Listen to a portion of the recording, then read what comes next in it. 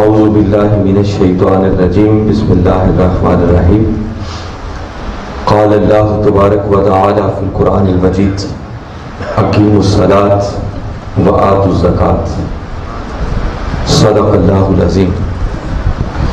قابل صد احترام علماء کرام،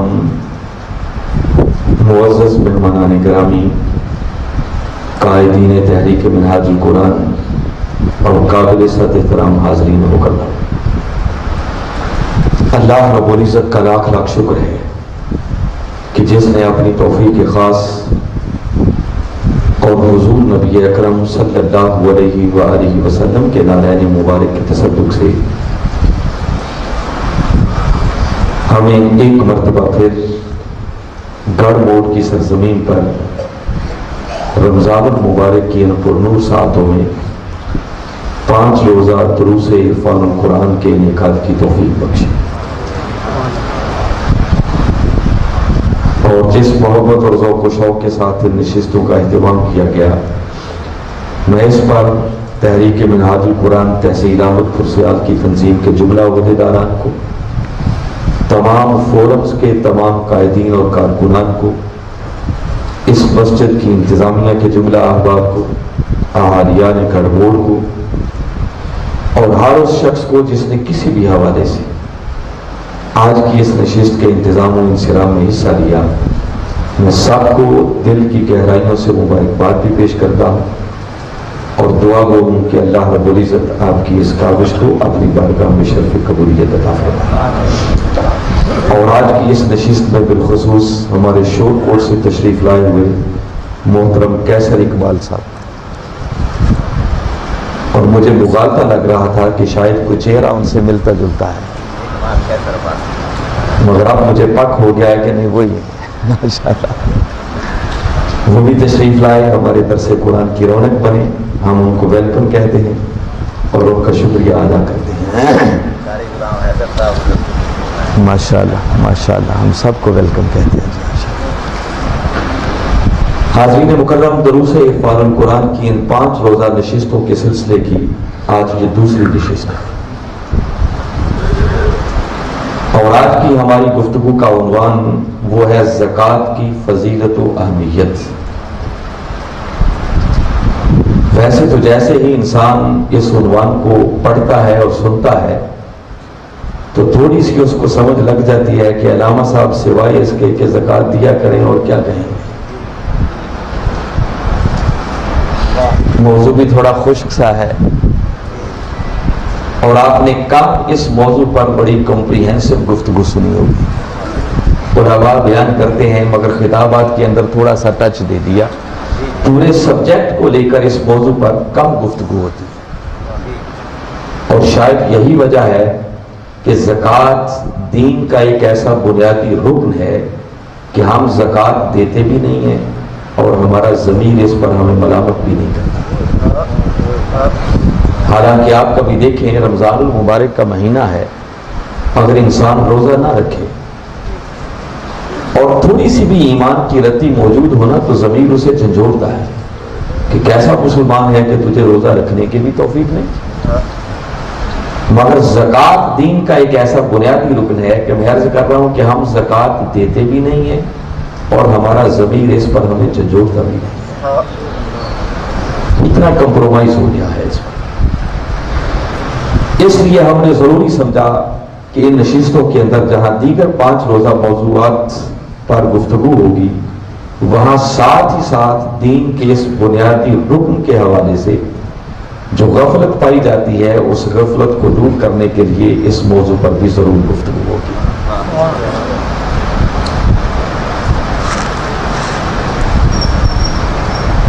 وجہ ہے بظاہر اگر دیکھیں تو خشک سا موضوع لگتا ہے، مگر میں اللہ اور اس کے رسول صلی اللہ علیہ وسلم کی مدد پر بھروسہ کرتے ہوئے عرض کر رہا ہوں کہ اگر آپ توجہ سے، انہماک سے، غور سے سنیں گے تو انشاءاللہ آج کا موضوع خشک نہیں رہے گا بلکہ سب موضوعات سے تر ہو کر جائے گا۔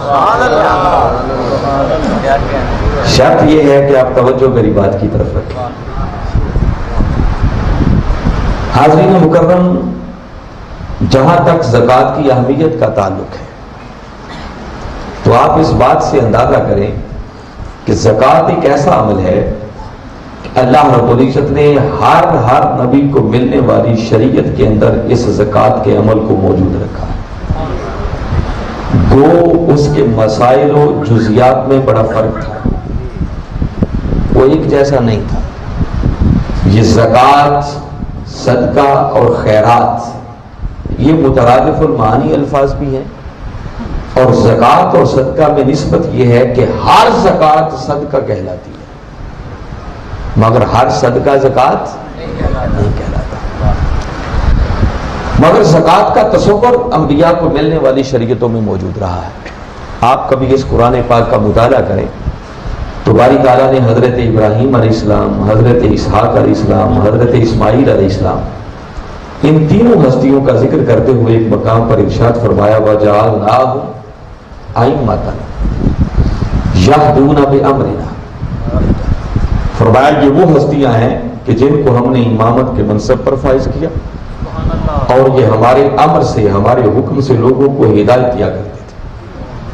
وَأَوْحَيْنَا إِلَيْهِمْ فِعْلَ الْخَيْرَاتِ، اور ہم نے ان کی طرف کچھ نیک اعمال وحی کیے تھے، اور وہ اعمال کیا تھے؟ اقام الصلاۃ و ایتاء الزکوٰۃ، کہ نماز قائم کیا کرو اور زکوٰۃ ادا کیا کرو، جس سے پتہ چلا کہ زکوٰۃ کا تصور ان انبیاء کو ملنے والی شریعت کے اندر بھی موجود تھا۔ سورہ مریم میں باری تعالیٰ نے اسپیسیفکلی حضرت اسماعیل علیہ السلام کا ذکر کرتے ہوئے ارشاد فرمایا کان یأمر اہلہ بالصلاۃ والزکوٰۃ وکان عند ربہ مرضیہ، فرمایا کہ اسماعیل علیہ السلام وہ ہیں جو اپنے اہل خانہ کو، اپنے گھر والوں کو نماز قائم کرنے کا بھی حکم دیتے تھے اور زکوٰۃ ادا کرنے کا بھی حکم دیتے تھے۔ ان کا حکم دینا بتا رہا ہے کہ ان کی شریعت کے اندر بھی زکوٰۃ کا تصور موجود تھا۔ حضرت عیسیٰ علیہ السلام کا ذکر کرتے ہوئے پھر سورہ مریم ہی میں باری تعالیٰ نے بتایا۔ ایمان افروز وہ واقعہ ہے کہ جب عیسیٰ علیہ السلام کی ولادت ہوئی اور حضرت مریم علیہ السلام ان کو اپنے ہاتھوں پر لیے ہوئے بستی کی طرف پلٹ کے آئیں تو جیسے یہودیوں نے دیکھا تو بے ساختہ کہہ اٹھے یا اخت ہارون ما کانا ابوک امرأ سوء وما کانت امک بغیہ، کہ مریم تیری ماں بھی بڑی نیک تھی، باپ بھی بڑا نیک تھا، شادی ہوئی نہیں ہے، بغیر شادی کے بچے کی ولادت کیسے ہوگی؟ بس یہ اعتراض کرنے کی دیر تھی کہ حضرت مریم علیہ السلام نے اپنی زبان سے تو کچھ نہیں فرمایا۔ قرآن اتنا بتاتا ہے فاشارت الیہ، کہ حضرت مریم علیہ السلام نے اسی بچے کی طرف اشارہ کر دیا کہ مجھ سے نہ پوچھو یہ کہاں سے آیا ہے، اسی آنے والے سے پوچھو کہ کہاں سے آیا۔ بس یہ بات جو کی تو وہ یہودی آگے سے کہنے لگے قالوا کیف نکلم من کان فی المہد صبیا، مریم کیا مذاق کر رہی ہے، یہ 3 دن کا بچہ بول کر کیا جواب دے گا؟ بس یہ جملہ جو ان کی زبانوں سے نکلا تو حضرت عیسیٰ علیہ السلام بول پڑے اور فرمانے لگے قال انی عبد اللہ آتانی الکتاب وجعلنی نبیا، فرمایا خبردار میری ماں کی چادر عصمت پر اعتراض نہ کرو، سنو میں اللہ کا بندہ ہوں، اس نے مجھے کتاب بھی دی ہے اور مجھے نبی بھی بنا کر دیا، وجعلنی مبارکا اینما کنت، اور میں جہاں کہیں بھی ہوں اللہ نے مجھے سراپا برکت بنا کر بھیجا، وَأَوْصَانِي بِالصَّلَاةِ وَالزَّكَاةِ مَا دُمْتُ حَيًّا، اور میں جب تک بھی زندہ رہوں اس نے مجھے نماز قائم کرنے کا بھی حکم دیا ہے اور زکوٰۃ ادا کرنے کا بھی حکم دیا ہے۔ تو جس سے پتہ چلا کہ زکوٰۃ کا تصور حضرت عیسیٰ علیہ السلام کو ملنے والی شریعت کے اندر بھی موجود تھا۔ تو میں نے اس کی اہمیت پر آپ کو صرف یہ پہلی بات بتائی کہ زکوٰۃ وہ عمل ہے کہ باری تعالیٰ نے ہر نبی کو ملنے والی شریعت کے اندر اس کا تصور موجود رکھا، اس کی جزیات میں، اس کے مسائل میں فرق ضرور تھا، مگر اسلام وہ واحد دین ہے کہ جس نے پہلی مرتبہ اس زکوٰۃ کو دین کے ایک بنیادی رکن کے طور پر متعارف کروایا، اس کو ایک عظیم الشان عبادت قرار دیا اور اس کو ایک منظم، منضبط، معین اور ایک مکمل ادارے کے طور پر متعارف کروایا۔ زکوٰۃ کے ادا کرنے سے نہ صرف فرد بلکہ پورا ماحول اور معاشرہ اثر پذیر ہوتا ہے۔ زکوٰۃ کا تعلق بیک وقت خدا سے بھی ہے، بندے سے بھی ہے، اور بندے کے احساس و جذبات کے ساتھ بھی ہے۔ اس کی اہمیت اور فضیلت کا اندازہ کرنا ہو تو اللہ رب العزت نے جا بجا قرآن پاک کے اندر اس کی اہمیت کو اجاگر کرتے ہوئے جہاں نماز قائم کرنے کا حکم دیا، وہاں ساتھ ہی زکوٰۃ کے ادا کرنے کا بھی حکم دیا۔ جیسا کہ جو کلمات میں نے عنوان گفتگو کے طور پر تلاوت کیے، باری تعالیٰ نے ارشاد فرمایا اقیموا الصلاۃ وآتوا الزکوٰۃ، فرمایا نماز قائم کیا کرو اور زکوٰۃ ادا کیا کرو۔ اور شاید نماز کے ساتھ جوڑ کر بیان کرنے میں ایک حکمت یہ بھی تھی کہ باری تعالیٰ یہ سمجھانا چاہ رہے ہیں کہ لوگوں، زکوٰۃ کا ادا کرنا بھی اسی طرح اتنا ہی ضروری ہے جتنا کہ نماز کا قائم کرنا ضروری ہے۔ اس کی فرضیت و اہمیت میں کوئی رتی برابر بھی فرق نہیں ہے۔ جو شخص اس زکوٰۃ کی فرضیت کا انکار کرے وہ اسی لمحے دائرہ اسلام سے خارج ہو جائے گا، اور جو اس کا اقرار کرنے کے باوجود زکوٰۃ ادا نہ کرے تو وہ اللہ کی بارگاہ میں مجرم ہوگا، گناہگار ہوگا، فاسق ہوگا، اور اللہ کی بارگاہ میں حاضر ہو کر اسے اس بات کا جواب دہ ہونا ہوگا کہ اللہ نے جو اسے مال دیا تھا اس مال کی زکوٰۃ اس نے کیوں ادا نہیں کی۔ حاضرین مکرم، اس بنیادی بات کے بعد ایک بات میں آپ کو شروع میں عرض کر دوں کہ میں نے جسٹ چند باتیں ابھی آپ کے سامنے کی ہیں جس سے آپ نے اندازہ کر لیا ہے کہ اس عمل کی کتنی اہمیت ہے، مگر افسوس یہ ہے کہ یہ سب کچھ ہونے کے باوجود بھی ہم زکوٰۃ دینے کی طرف متوجہ۔ ہم سارے ذرا اپنے اپنے احوال کا جائزہ لے لیں اور پھر بحثیت امت، ساری امت کو سامنے رکھتے ہوئے ذرا جائزہ لیں کہ ہم میں سے کتنے لوگ ہوں گے جو سال کے بعد باقاعدہ حساب کر کے کہ اللہ نے مجھے کتنا عطا کر رکھا ہے پھر اس مال کی زکوٰۃ نکالتے ہیں۔ چند گنے چنے لوگ آپ کو انگلیوں پر مل جائیں گے جو دیتے بھی ہیں، حساب کم کرتے ہیں، حساب کرنے والے تو پھر بڑے ان میں سے بھی قلیل رہ جائیں گے، بس منتظر رہتے ہیں کہ کوئی مانگنے والا آ گیا تو چلو چند ٹکے اسے بھی دے دو بھائی۔ یہ ہے ہمارا حال۔ اب ایک بات نوٹ کر لیں، آپ نے موضوع بھی سن لیا، اس کا عنوان بھی سن لیا۔ آج کی اس نشست میں میری اس تقریر اور گفتگو کا مقصد کوئی زکوٰۃ کے مسائل ڈسکس کرنا نہیں ہے، وہ ایک ایسا طویل باب ہے کہ یہ ایک مختصر سی نشست کے اندر ان تمام مسائل کو اپنے احاطہ گفتگو میں لانا کسی صورت بھی ممکن نہیں ہے۔ تو پھر آپ جاننا چاہیں گے کہ میں کیا بیان کرنا چاہتا ہوں۔ میرا مقصد چند ایسی باتیں آپ کے سامنے رکھنا ہے کہ جس سے اس عمل کے حوالے سے جو ہمارے اندر غفلت پائی جاتی ہے وہ غفلت اور سستی دور ہو سکے، اور ہم اللہ کے دیے ہوئے مال کی زکوٰۃ دینے کے لیے تیار ہو سکے۔ اور اگر میری گفتگو سے سن کر کوئی ایک شخص بھی بدل گیا تو میں سمجھوں گا کہ میرے آنے کا مقصد پورا ہو گیا، اور میں اللہ کے گھر سے یہ توقع رکھ رہا ہوں کہ ایک نہیں، انشاءاللہ آج آپ میری باتیں سنیں گے تو سارے کے سارے بدل کے جائیں گے۔ میں تو اس توقع کے ساتھ آج یہ آپ کے سامنے بات رکھنے لگا۔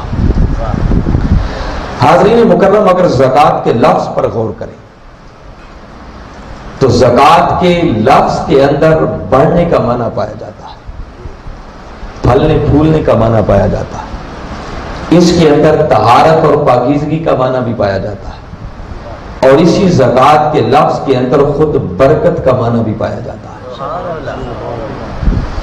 اگر پہلے معنی کو سامنے رکھتے ہوئے میں کچھ عرض کرنا چاہوں تو بھائی زکوٰۃ کا معنی اگر بڑھنا ہے تو یہ بڑھنے کا تصور بتا رہا ہے کہ جب آپ اپنے مال میں سے ایک مخصوص حصہ زکوٰۃ کے طور پر نکال دیتے ہیں تو یاد رکھیں وہ نکالی ہوئی زکوٰۃ آپ کے بقیہ مال کے بڑھنے کا سبب بن جاتی ہے۔ اور مجھے بتائیں کہ اگر یہ راز کسی کو سمجھ آ جائے کہ اگر میں نے زکوٰۃ دے دی تو میرا مال بڑھ جائے گا، تو مجھے بتائیں کوئی بچے گا جو اپنے مال کی زکوٰۃ نہ دے؟ کوئی نادان ہی ہوگا، بشرطے کہ یہ تصور ایمان کی حد تک اس کے من میں راسخ ہو جائے۔ ہم دیکھیں نا بڑے بڑے کاروبار کرتے ہیں، بزنس کرتے ہیں، جان کھپا دیتے ہیں اس لیے کہ ہمارا مال بڑھے، مگر دنیا کے اندر کوئی کاروبار ایسا نہیں ہے کہ جس میں نقصان کا کوئی اندیشہ نہ ہو، بس منافع ہی منافع ہو، ایسا کوئی کاروبار نہیں۔ مگر اللہ کی راہ میں دینا، مال کی زکوٰۃ نکالنا، یہ ایک ایسی تجارت ہے، ایسا کاروبار ہے کہ اگر بندہ یہ تجارت اللہ کے ساتھ کرنے والا بن جائے تو خدا کی قسم یہ ایسا عمل ہے کہ جس میں نقصان ہے ہی نہیں، بس سراسر منافع ہی منافع۔ آپ نے ادھر اللہ کی راہ میں دیا، بس یوں سمجھے اسی لمحے آپ کا مال بڑھنا شروع ہو جائے گا۔ اب سوال ذہن میں یہ پیدا ہوتا ہے کہ ہم کیسے مان جائیں کہ زکوٰۃ دینے سے مال بڑھتا ہے؟ میرے پاس یہ بات آپ کے ذہنوں تک پہنچانے کے لیے مختلف اینگلز ہیں، اور ان میں سے سب سے مؤثر اور سب سے جاندار جو میرے سامنے ایک زاویہ نگاہ ہے کہ میں اس حوالے سے بات کروں تو یہ بات آپ کے من میں بیٹھ جائے، وہ اللہ کا قرآن ہے۔ یہ قرآن ایک ایسی کتاب ہے کہ بحیثیت مومن ہمارا ایمان ہے کہ اس قرآن کی کسی بات میں کوئی شک نہیں ہے۔ اور باری تعالیٰ نے سورہ بقرہ کے آغاز میں فرما دیا ذالک الکتاب لا ریب فیہ، فرمایا یہ قرآن وہ عظیم کتاب ہے کہ جس میں کسی شک کی کوئی گنجائش، بس جس نے شک بھی کیا سمجھو اس بدبخت کا ایمان کیا۔ اس بات پر ایمان ہے نا؟ آئیے آج آپ کو بتا رہا ہوں کہ اللہ اس قرآن میں کیا فرماتا ہے۔ اس وقت سورہ بقرہ میرے سامنے ہے۔ میں نے بتایا کہ زکوٰۃ اور صدقہ یہ مترادف المانی الفاظ ہیں، اللہ کی راہ میں خرچ کرنے کی بات ہو رہی ہے، ہر زکوٰۃ صدقہ کہلاتی ہے۔ بل تعالیٰ نے سورہ بقرہ کے اندر اپنی راہ میں خرچ کرنے والوں کی ایک مثال دی، اور میں پھر یہ جملہ دوبارہ دہرا رہا، توجہ سے میری بات سنیں، میں آپ کو کوئی قصہ کہانی نہیں، ڈائریکٹ اللہ کا قرآن سنانے والا۔ اس کو اس کامل اور ایمان اور یقین کے ساتھ سنیں کہ یہ اللہ کا قرآن ہے جس میں کسی شک کی کوئی گنجائش نہیں۔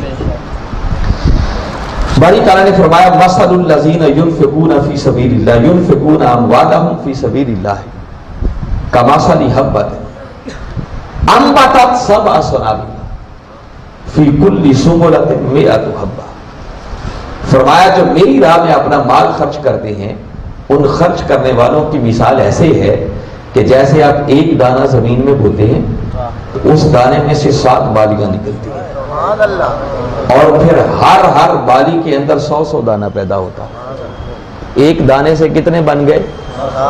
بولیے بھائی، باری تعالیٰ نے مثال دی ہے، فرمایا جو میری راہ میں خرچ کرتے ہیں ان کی مثال بس ایسے ہی ہے جیسے تم دیکھتے ہو کہ ایک دانہ بوتے ہو تو 700 دانے پیدا کر دیتا ہوں، جس کا مطلب کہ باری تعالیٰ یہ فرما رہے ہیں کہ لوگوں جو میری راہ میں 1 روپیہ بھی خرچ کرتا ہے، فرمایا آخرت تو آخرت رہی، میں اس دنیا میں بھی اسے 700 گنا بڑھا کر عطا کروں۔ یہ اللہ کا قرآن ہے۔ آپ نے ایک معروف سی بات سنی ہوگی کہ دا دنیا تصدر آخر، یہ کسی بزرگ کی کہاوت نہیں ہے، یہ اللہ اور اس کے رسول کے فرامین سے اخذ کی ہوئی بات ہے، یہ کم سے کم معیار ہے۔ قرآن کہتا ہے من جاء بالحسنۃ فلہ عشر امثالھا، فرمایا جو ایک نیکی بھی لے کر آتا ہے نا تو میں اسے 10 گنا بڑھا کر عطا کرتا ہوں، جس کا مطلب جو 1 روپیہ بھی خرچ کرے گا تو کم سے کم باری تعالیٰ کتنا عطا کرتے ہیں؟ 10 گنا عطا کرتے ہیں۔ کسی پہ کرم کرنے پر آ جائے تو اسے 70 گنا بھی عطا کر دیتے ہیں، اور اس کے کرم کی کوئی حد نہیں ہے، وہ دینے پہ آ جائے تو قرآن بتا رہا ہے وہ 700 گنا بھی عطا کر دیتا ہے، اور 700 گنا پر بھی اکتفا نہیں کیا، اسی آیت میں آگے فرمایا واللہ یضاعف لمن یشاء، فرمایا یہ 700 گنا تو کیا ہوا، اگر کسی پہ کرم کرنے پہ آ جاؤں تو اس 700 گنا کو بھی پھر ڈبل کر دیتا ہوں۔ اور فرمایا میں خزانوں کا مالک ہوں، خالق ہوں، میرے خزانوں میں کوئی کمی، واللہ واسع علیم، اللہ بڑی وسعتوں والا ہے، سب کچھ جاننے والا ہے۔ وہ کہتا ہے اگر میں کرم کرنے پر آ جاؤں تو سن لو یہ 700 گنا اور اس کو ڈبل کرنا تو کیا، میں بندے کو بلا حساب و کتاب بھی عطا کر دیتا ہوں، اور وہاں سے عطا کرتا ہوں کہ انسان کے وہم و گمان میں بھی نہیں ہوتا کہ کیا یہاں سے بھی مجھے رزق مل سکتا ہے۔ یہ خدا کا وعدہ ہے قرآن پاک میں، بس ہمارے ایمان کمزور ہو گئے۔ اسی سورہ بقرہ میں باری تعالیٰ نے فرمایا من یقرض اللہ قرضا حسنا، فرمایا کون ہے جو اللہ کو قرض حسنا دے دے۔ اور یاد رکھ لیں جب اللہ اور اس کے رسول کے لیے کوئی ایسی بات آ جائے تو وہ ہمارے قرض کے محتاج نہیں ہے، حقیقی مالک بھی وہی ہے، دیا بھی انہوں نے ہے، لے بھی انہی نے لینا ہے، مگر کتنے کرم کی بات ہے کہ وہ دیتا بھی خود ہے، حقیقی مالک بھی وہی ہے، لے بھی اسی نے لینا ہے۔ پھر بندے سے کہتا ہے کہ ہے کوئی جو میرے دیے ہوئے میں سے مجھے قرض حسنا دے دے۔ مولا کیوں مانگتا ہے؟ اور میں اس لیے نہیں کہ محتاج ہوں، مانگتا بھی اسی لیے ہوں کہ بندے دے گا تو اس میں بھی تیری خیر ہے، تیرا فائدہ ہے۔ مولا وہ کیا فائدہ ہے؟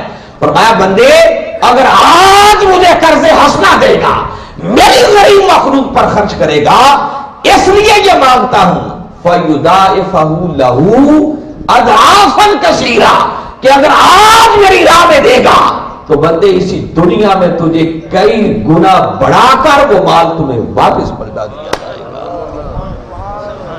اس نے کوئی حد ہی نہیں رکھی، اضعافاً کثیرا، فرمایا تمہارے گنتی سے بھی باہر ہوگا، اتنی مرتبہ تمہارے اس دیے ہوئے کو بڑا بڑا کے بار بار بڑا بڑا کے تمہیں عطا کر دے گا۔ یہ اللہ کا قرآن ہے جو آپ کو سنا رہا ہوں۔ اسی سورہ بقرہ میں پھر فرمایا یمحق اللہ الربا ویربی الصدقات، فرمایا سن لو اللہ سود کو مٹاتا ہے اور صدقات کو بڑھاتا ہے، تو خدا قرآن میں فرما رہا ہے۔ فرمایا سودی کاروبار اور دھندا کرنے سے تمہارا مال بڑھتا نہیں ہے، وہ کم ہوتا ہے، نقصان ہے تمہارے لیے۔ وَيُرْبِي الصَّدَقَاتِ، مگر جب میری راہ میں صدقہ کرتے ہو، خیرات کرتے ہو، اپنے مال کی زکات نکالتے ہو، تو فرمایا تمہارے دیے ہوئے اس صدقے کو میں خدا بڑھاتا ہی چلا جاتا ہوں۔ وہ کیسے بڑھاتا ہے؟ تاجدار کائنات صلی اللہ علیہ وسلم نے حدیث مبارکہ ہے مثال دے کر سمجھایا۔ فرمایا جب کوئی شخص اپنی حلال کے کمائے ہوئے مال میں سے اللہ کی راہ میں ایک کھجور بھی صدقہ کرتا ہے نا، تو فرمایا اللہ اپنے داہنے دست قدرت سے اسے وصول کرتا ہے، تمہاری دی ہوئی ایک کھجور کو بھی وہ وصول کرتا ہے، اور پھر لے کر میرے آقا فرما رہے ہیں کہ پھر اللہ تمہارے اس دیے ہوئے صدقے کو پالتا ہے، اس کی پرورش کرتا ہے۔ اور میرے آقا نے مثال دی، فرمایا وہ ایسے پرورش کرتا ہے جیسے تم کوئی چھوٹا سا بچڑا لے کر اسے پالتے ہو۔ مجھے بتائیں میرے آقا کی زبان اقدس سے نکلی ہوئی بات میں کوئی شک ہو سکتا؟ فرمایا پھر وہ پالتا رہتا ہے، بڑھاتا رہتا ہے، حتیٰ کہ تمہاری دی ہوئی وہ ایک کھجور، فرمایا وہ پہاڑ کی شکل اختیار کر دے گا۔ اللہ اس طرح اس صدقہ کو بڑھاتا ہے، کتنا عطا کرتا ہے۔ وہ کتنا نادان شخص ہوگا کہ اللہ اتنے وعدے کر رہا ہو اور پھر بھی اس کی راہ میں وہ دینے والا نہ بنے، یہ اتنا منافع والا سودا نہ کرے۔ حاضرین مکرم، یہ میں نے چند آیات بتائیں، آئیے آپ کو ایک آیت ایسی بھی سناتا ہوں جس میں باری تعالیٰ نے بالخصوص زکوٰۃ کا لفظ استعمال کر کے یہی بات کی۔ سورہ روم قرآن پاک کا 30واں سورہ ہے، اس کی آیت نمبر 39 کو کبھی پڑھیں، میں صرف ریلیونٹ حصہ آپ کو بتا رہا ہوں۔ باری تعالیٰ نے فرمایا وَمَا آتَيْتُم مِّن زَكَاةٍ تُرِيدُونَ وَجْهَ اللَّهِ فَأُولَٰئِكَ هُمُ الْمُضْعِفُونَ، فرمایا وہ لوگ جو فقط مولا کی رضا کی خاطر اسی کے مکھے کے طلبگار بن کر اس کی راہ میں اپنے مالوں کی زکات دیتے ہیں، تو فرمایا یہی وہ زکات دینے والے ہیں جو حقیقت میں اپنے مالوں کو بڑھانے والے ہیں۔ حسر بھی ہے، تاکید بھی ہے، فَأُولَئِكَ، فا تاکید کے لیے، اولئک کا کلمہ حسر ہے، فرمایا یہی وہ زکات دینے والے لوگ ہیں جو حقیقت میں اپنے مالوں کو بڑھانے والے ہیں۔ جس کا مطلب کہ یہ بات طے شدہ ہے کہ جب کوئی شخص اپنے مال کی زکات ادا کرتا ہے تو زکات دینے سے اس کا مال کم نہیں ہوتا، اس کا مال بڑھ جاتا ہے۔ میری گفتگو کے اس حصے کا مقصد یہ ڈر اور خوف آپ کے دلوں سے نکالنا ہے کہ زکات دینے سے مال کم نہیں ہوتا بلکہ مال بڑھتا ہے۔ اب انسان ہے نا، تو انسان اپنے عقل کے پیمانے پر سوچتا ہے کہ علامہ صاحب بجا ہے آپ جو کچھ کہہ رہے ہیں، اللہ بڑھاتا ہے، مگر کچھ سمجھ بھی تو آئے کہ وہ بڑھتا کیسے ہے۔ انسانی ذہن تو یوں ہی کیلکولیٹ کرتا ہے نا کہ 100 میں سے جب 2.5 روپے دے دیے تو باقی تو 97.5 رہ گئے، 40واں حصہ جب نکال دیا تو مال بڑھا تو نہ، وہ تو کم ہو گیا، تو بڑھا کیسے؟ انسانی ذہن تو یوں ہی اس کا حساب کرے گا۔ آئیے آپ کو بتاتا ہوں اللہ کیسے بڑھاتا ہے تاکہ کچھ تھوڑی بات سمجھ میں بھی آئے۔ خدا کی قسم یہ بات پلے باندھ لیں، اس کے دینے کے رنگ بڑے عجیب عجیب ہیں۔ جب آپ اللہ کی راہ میں صدقہ کرتے ہیں، خیرات دیتے ہیں، اپنے مال کی زکات نکالتے ہیں تو تمہارے دیے ہوئے اس صدقہ کی وجہ سے آپ کو اندازہ نہیں ہے کہ اللہ آپ کی کتنی مصیبتیں، تکلیفیں اور بیماریوں کو دور کر دیتا ہے۔ صدقہ ایک ایسا عمل ہے کہ عام چھوٹی موٹی مصیبتیں اور بیماریاں ختم ہونا تو بات ہی کچھ نہیں ہے، یہ ایک ایسا عمل ہے کہ خدا کی قسم یہ صدقہ موت جیسی مصیبت کو بھی ڈال دیتا ہے۔ اس سے بڑی بھی کوئی بات ہوگی؟ تاجدار کائنات صلی اللہ علیہ وسلم صحابہ کرام سے آپ نے یہ بات فرمائی، حدیث مبارکہ ہے۔ صحابہ کرام بیٹھے تھے، آقا ان کو سنا رہے ہیں، فرمایا کہ حضرت داؤد علیہ السلام کی بارگاہ میں ایک جوان بیٹھا تھا کہ اسرائیل علیہ السلام ان کی خدمت میں حاضر ہوئے اور حاضر ہو کر عرض کرنے لگے کہ اللہ کے نبی یہ جوان جو آپ کی مجلس میں بیٹھا ہے نا، 3 دنوں کے بعد اس کی موت ہو جائے گی، اس کا آخری وقت آ جائے گا، اس کی روح قبض کر لی جائے گی۔ آپ نے بات سنی اور ایک راز کے طور پر اپنے سینے میں محفوظ کر لی۔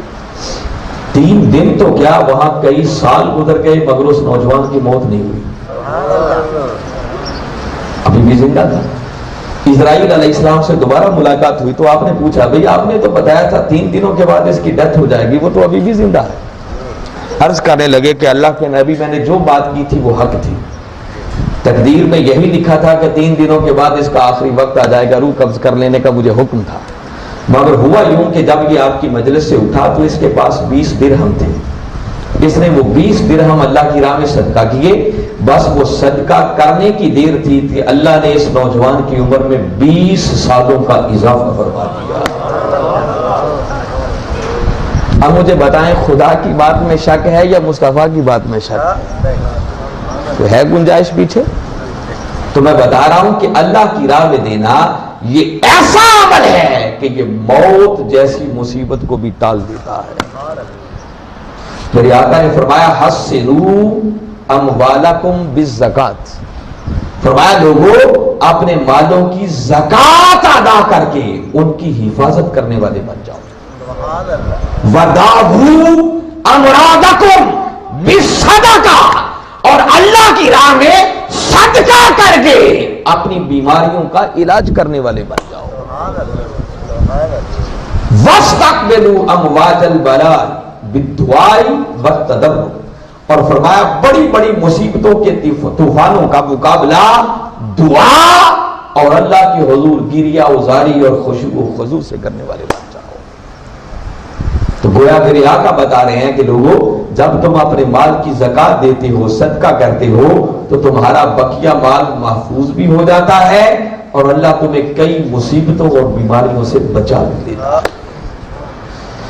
گھر میں اگر ایک موذی بیماری آ جائے نا تو پورے کا پورا گھر لٹ جاتا ہے، اور یہ صبح و شام آپ کئی گھرانوں میں دیکھتے ہو۔ خدا نہ کرے کوئی بڑا ایکسیڈنٹ ہو جائے، حادثہ ہو جائے، پیچھے کچھ بچتا ہے؟ تو مجھے بتائیں اگر آپ نے اللہ کی راہ میں زکوٰۃ دے دی، صدقہ کر دیا، تو اللہ آپ کو اگر بڑی بڑی موذی بیماریوں سے بچا دے، بڑے بڑے حادثات سے بچا لے، تو آپ کا مال کم ہوا یا آپ کا مال بڑھ گیا؟ میں تو یہ راز آپ کے من میں اتارنا چاہ رہا ہوں۔ یہ سودا ہم نے کبھی کر کے دیکھا نہیں ہے،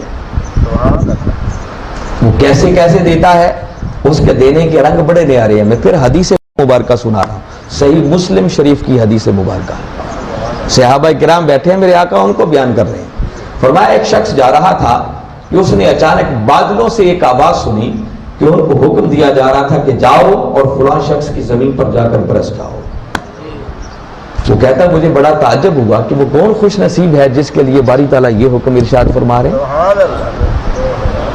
کہتے ہیں میرے دل میں تجسس پیدا ہوا کہ ذرا دیکھو تو صحیح وہ کون خوش نصیب ہے۔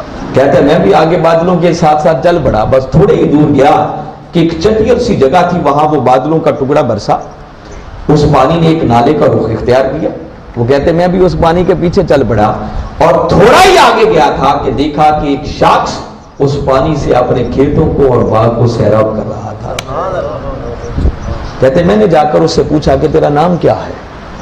کہتے جب اس نے نام بتایا تو وہ نام وہی تھا جو میں نے بادلوں سے آواز سنی تھی۔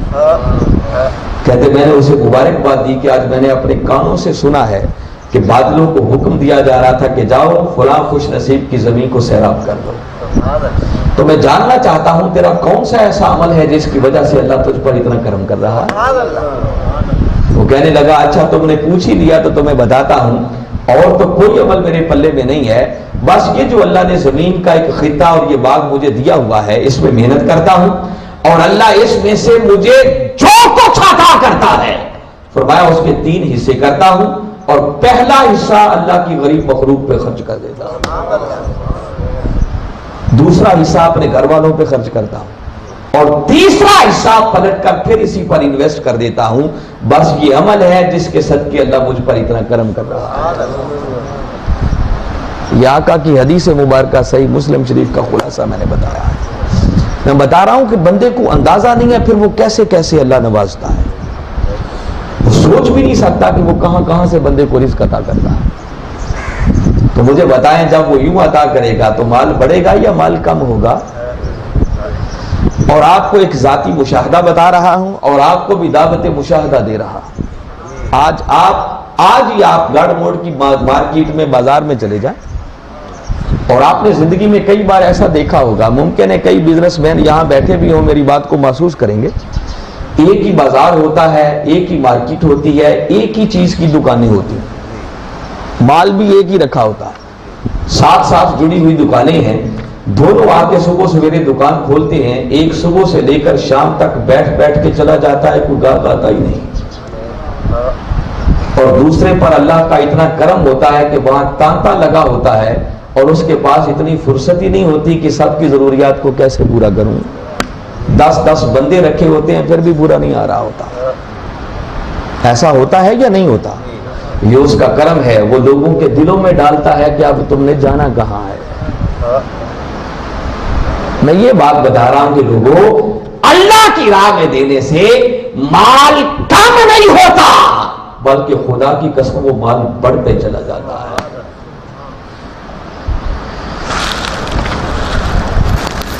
اب اگر اگلا سوال ذہن میں پیدا ہو کہ صدقہ دینے سے، خیرات کرنے سے، اللہ کی راہ میں دینے سے یہ جو باری تعالیٰ نے فرمایا اور آقا نے فرمایا کہ تمہاری بیماریاں، تمہاری مصیبتیں دور ہو جاتی ہیں، اللہ کا کرم ہو جاتا ہے، تو یہ کیوں ہو جاتا ہے، کیسے ہو جاتا ہے؟ اس پر بھی ایک ایمان افروز بات آج آپ کو بتا رہا ہوں۔ سورہ توبہ، کبھی یہ سورہ توبہ کا آپ مطالعہ کریں، اللہ رب العزت نے ایک ایمان افروز بات بتائی ہے سورہ مبارکہ کے اندر، اس کو پلے باندھ لیں، ایک قرآنی نسخہ آج آپ کو بتا رہا ہوں، یہ راز بھی سمجھ آئے گا اور آپ کو سمجھ آئے گا کہ اللہ کی راہ میں دینا یہ کتنا بڑا عمل ہے۔ پہلی بات جو سر دست اس وقت اس آیت کی روشنی میں بتا رہا ہوں وہ یہ کہ باری تعالیٰ نے اپنے محبوب مکرم صلی اللہ علیہ وسلم سے براہ راست خطاب فرمایا، اپنے محبوب کو حکم دیا، اور حکم یہ دیا، فرمایا کہ اے میرے محبوب مکرم صلی اللہ علیہ وسلم خذ من اموالہم صدقۃ، اے میرے محبوب مکرم آپ ان کے مالوں سے صدقات وصول کریں۔ اپنے محبوب کو حکم دیا کیا کریں؟ آپ ان سے صدقات وصول کریں۔ آپ سوچیں کہ 14 صدیاں قبل جب ہمارے آقا صلی اللہ علیہ وسلم ظاہری طور پر بھی جلوہ افروز تھے تو کیا میرے آقا کے لیے ممکن تھا کہ وہ براہ راست ایک ایک شخص کے پاس جاتے اور خود اس سے زکوٰۃ اور صدقہ وصول کرتے؟ کیا ایسا پاسبل تھا؟ ناممکن تھا، مگر اللہ کا حکم یہ تھا کہ پہلے آپ وصول کریں۔ کئی خوش نصیب ایسے ہوتے جو براہ راست آ کر آقا کی خدمت میں پیش کرتے، اور دور دراز کے علاقوں کے لیے میرے آقا باقاعدہ اپنے نمائندے بھیجتے جن کو عاملین زکوٰۃ کہتے ہیں۔ ان کو زکوٰۃ کلیکٹ کرنے والا، صدقات اور خیرات جمع کرنے والا میرے آقا ان کو اپنا نمائندہ بنا کر بھیجتے۔ طویل مضامین ہیں، ان کو ہدایات دیتے، سب کچھ کرتے۔ تو براہ راست ہر کسی سے تو میرے آقا وصول نہیں کرتے تھے، مگر حکم کیا تھا کہ پیارے آپ وصول کریں۔ اور قرآن کا کوئی حکم کسی جگہ پر رکتا نہیں ہے، یاد رکھیں وہ قیامت تک کے لیے پھر جنرلائز ہو جاتا ہے۔ یہ کلمات بتا رہے ہیں جو باری تعالیٰ نے فرمایا خذ من اموالہم صدقۃ، پیارے آپ ان کے مالوں سے صدقات وصول کریں، جس کا ایک معنی یہ ہے کہ باری تعالیٰ یہ راز سمجھانا چاہ رہے ہیں کہ بندے جب تو میری راہ میں صدقہ کرتا ہے، خیرات کرتا ہے، زکوٰۃ دیتا ہے، تو فرمایا براہ راست بظاہر وہ کسی غریب کے ہاتھوں میں جا رہی ہوتی ہے۔ جب آپ زکوٰۃ دیتے ہیں، صدقہ دیتے ہیں، تو بظاہر وہ کسی غریب کے ہاتھوں میں جاتی ہے، مگر فرمایا سن لے وہ خالی غریب کے ہاتھوں میں نہیں جاتی بلکہ حقیقت میں دست مصطفیٰ اسے خود وصول کرتے ہیں۔ ڈائریکٹ آقا اسے وصول کرتے ہیں، اللہ کا حکم ہے۔ اور یہ چھوٹی بات ہے، میں اس سے بھی بڑی بات بتا رہا ہوں، اسی سے اگلی متصل اگلی آیت کو پڑھیں۔ باری تعالیٰ نے ایک عجیب انداز میں بات کی، فرمایا علم یا علم، کیا یہ لوگ جانتے نہیں ہیں ان اللہ هو يقبل التوبہ عن عبادہ، کہ وہ اللہ ہی ہے جو اپنے بندوں کی توبہ قبول کرتا ہے۔ پہلے یہ بات کی اور ساتھ فرمایا وَيَأْخُذُ الصَّدَقَاتِ، کیا یہ بھولے لوگ جانتے نہیں ہیں کہ وہ اللہ ہی ہے جو ان کے صدقات وصول کرتا ہے۔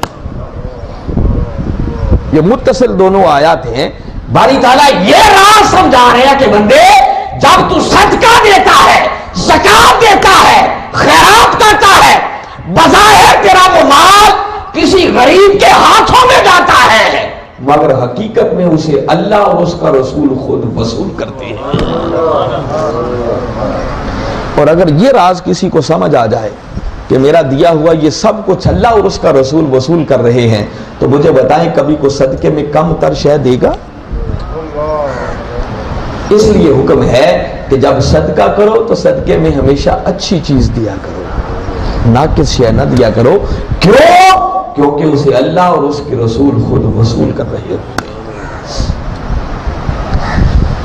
اب بن کے کانوں سے سنے، میں اگلی ایمان افروز بات بتا رہا ہوں، درمیان میں انشاءاللہ اس حصے پہ میں بات کروں گا۔ یہی آیت کریمہ جو میں ابھی پڑھ رہا تھا سورہ توبہ کی، باری تعالیٰ نے اپنے محبوب سے فرمایا خذ من اموالہم صدقۃ، پیارے آپ ان کے مالوں سے صدقات وصول کریں۔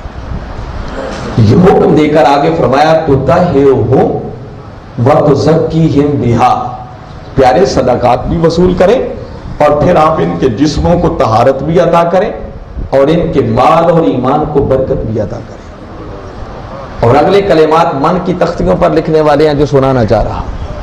آگے باری تعالیٰ نے پھر اپنے محبوب کو ایک حکم دیا، آگے فرمایا وَصَلِّ عَلَيْهِمْ، اور اے میرے محبوب مکرم صلی اللہ علیہ وسلم پھر ان صدقہ دینے والوں پر آپ دم کر دیں۔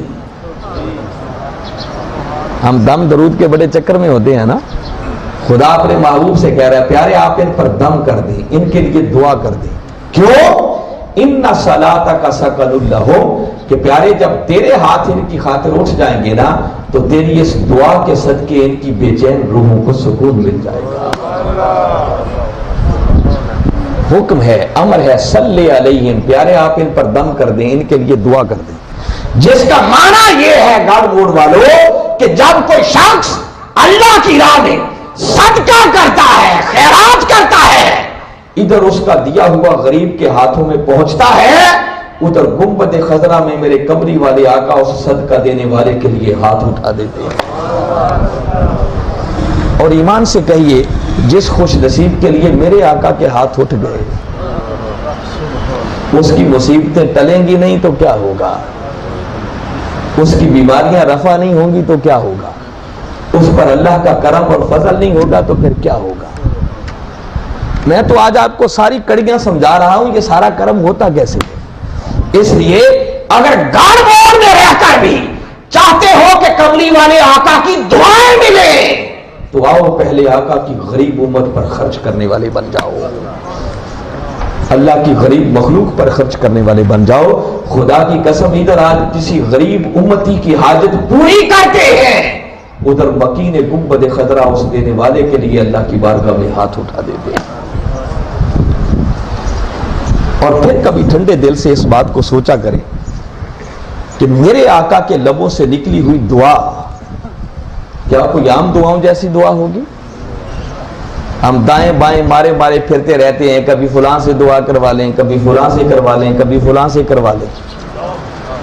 وہ اللہ کے نیک بندے تو کم ہی ملتے ہوں گے، اکثر وہ بزنس مین اور تجارت پیشہ لوگ اور کاروبار اور دھندا کرنے والے مل جاتے ہیں۔ نیک لوگوں سے دعائیں کروانی چاہیے، یہ کملی والے آقا کی سنت ہے۔ مگر میں تو یہ بتا رہا ہوں کہ اگر کبھی دل چاہے نا کہ ڈائریکٹ کملی والے آقا ہی کی دعائیں کیوں نہ لے لیں، وہ آپ کو قرآنی نسخہ بتا رہا ہوں کہ آج بھی میرے آقا اس خوش نصیب کے لیے دعا کی خاطر ہاتھ اٹھا دیتے ہیں جو آقا کی غریب امت پر خرچ کرتا ہے۔ یہ ایسی بات ہے جس میں شک نہیں ہے، میں بتا رہا ہوں۔ اور پھر میں یہ بات آپ کے من میں اتارنا چاہ رہا ہوں کہ میرے آقا کی دعا کو کوئی عام دعاؤں جیسی دعا نہ سمجھیں۔ باری تعالیٰ نے خود اس قرآن پاک میں فرمایا لا تجعلوا دعاء الرسول بینکم کا دعاء عبادکم بعدا، فرمایا خبردار میرے مصطفیٰ کے لبوں سے نکلنے والی دعا کو کبھی عام دعاؤں جیسی دعا نہ سمجھ لینا۔ بس ادھر میرے مصطفیٰ کے لبوں سے کوئی دعا نکلی اسی لمحے وہ خدا کی تقدیر بن جاتی ہے۔ آپ کو ایک ایمان افروز واقعہ سناتا ہوں۔ حضور شیخ الاسلام نے بیان کیا اور آج کل وہ فیس بک پر بھی بڑا چل رہا ہے، کتابوں میں بڑا کم آیا ہے مگر کچھ ائمہ نے اس کو باقاعدہ بیان کیا ہے۔ اگر اس کا ریفرنس حوالہ کمزور بھی ہو، ضعیف روایت بھی ہو تو فضائل کے باب میں اسے قبول کرنے میں بھی کوئی حرج، مگر بات ایمان افروز ہے۔ آپ کے ایمان کی تسکین کے لیے ایک آپ کو ایمان افروز بات سنا رہا ہوں۔ میرے آقا کے ایک صحابی ہوئے ہیں جنہوں نے 700 سال عمر پائی۔ کتنی؟ اور میرے آقا کی امت میں سب سے زیادہ عمر پانے والے وہ صحابی ہیں۔ اور اگلی خوش نصیبی بتا رہا ہوں کہ ان کا تعلق ہمارے علاقے بر صغیر پاک و ہند سے ہے۔ انڈیا کے اندر ایک شہر ہے، گاؤں ہے، قصبہ ہے بٹھنڈا، وہاں کے وہ رہنے والے تھے اور ان کا نام تھا بابا رتن ہندی۔ اصل نام کیا تھا وہ مجھے معلوم نہیں، معروف اس نام سے ہیں۔ تجارت پیشہ وہ شخص تھے، انڈیا سے تجارت کے لیے وہ عرب اور شام کے علاقوں میں جاتے تھے، اور تاجدار کائنات صلی اللہ علیہ وسلم کا بھی بچپنا تھا جب بابا رتن ہندی جوان تھا۔ بعد میں جب ان سے کسی نے پوچھا کہ آپ نے کیسے اسلام قبول کیا، کیسے ایمان لائے، تو وہ خود اس واقعے کو بیان کرتے ہیں۔ کہتے ہیں کہ تجارت کی غرض سے ہم جا رہے تھے، مکہ کی سرزمین کے پاس سے جب گزرے تو مکہ شہر کے قریب ہی ایک وادی تھی، دیکھا کہ وہاں ایک معصوم سا بچہ حسین و جمیل چہرہ 14ویں رات کے چاند کی طرح چمکتا ہوا، دیکھا کہ بکریاں چرا رہا ہے۔ بس نظر جو چہرے پر پڑی تو محبت دل میں اتر گئی۔ کہتے موسلادھار بارش ہوئی، بارش کی وجہ سے ایک نالا بہتا تھا، وہ پانی سے بڑا بھر کے بہ رہا تھا۔ بکریوں نے چھلانگیں لگائیں اور وہ نالا پار کر کے دوسری طرف چلی گئی، اور اب وہ حسین و جمیل معصوم سا بچہ اس نالے کے کنارے کھڑا سوچ رہا تھا کہ میں نالا کیسے پار کروں۔ کہتے ہم نے بس کھڑے ہونے سے اندازہ لگایا کہ لگتا ہے بکریاں پار چلی گئی ہیں، پانی زیادہ ہے تو اب یہ نالا پار کرنا چاہ رہا ہے اور سوچ رہا ہے کہ کیسے جاؤں۔ زبان ایک نہیں تھی، یہ انڈیا کے رہنے والے ہندی بولتے ہوں گے یا پنجابی بولتے ہوں گے، ادھر میرے آقا کی زبان عربی تھی۔ انہوں نے اپنی زبان میں پوچھا ہوگا، کوئی اشارہ کیا ہوگا، آقا نے عربی زبان میں جواب دیا، اس بات میں سر ہلایا، بات سمجھ آ گئی کہ یہ بچہ نالا پار کرنا چاہتا ہے۔ خوش نصیبی بابا رتن ہندی کی کہ اس نے میرے آقا کو اپنے کندھوں پر اٹھا کر نالا پار کروا دیا۔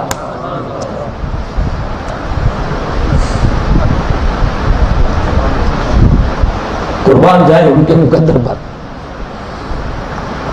ہم ترستے ہیں کہ کبھی خواب بھی جھلک ہو جائے۔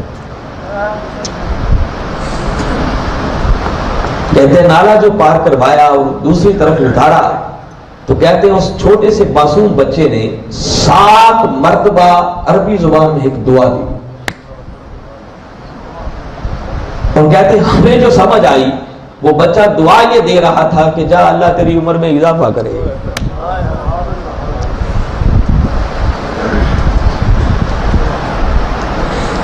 کہتے ہیں ہمیں بڑا تعجب ہوا کہ معصوم سا بچہ ہے اور کتنی بڑی دعا دے رہا ہے۔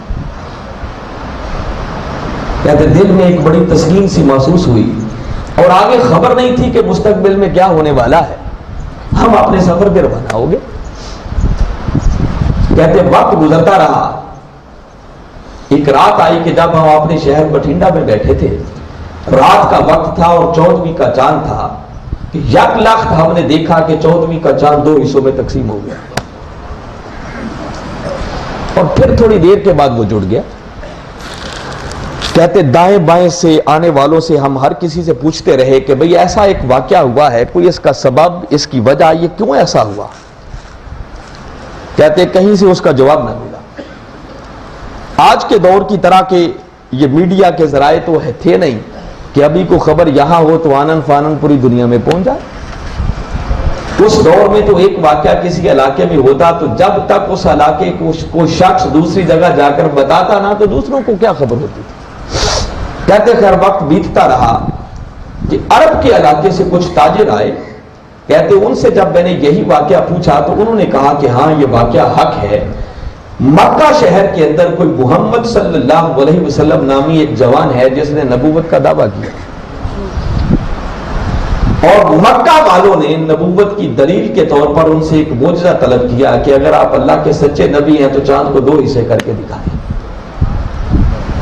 اس نوجوان نے اپنی شہادت کی انگلی کا اشارہ کر کے چاند کو 2 حصے کیا تھا۔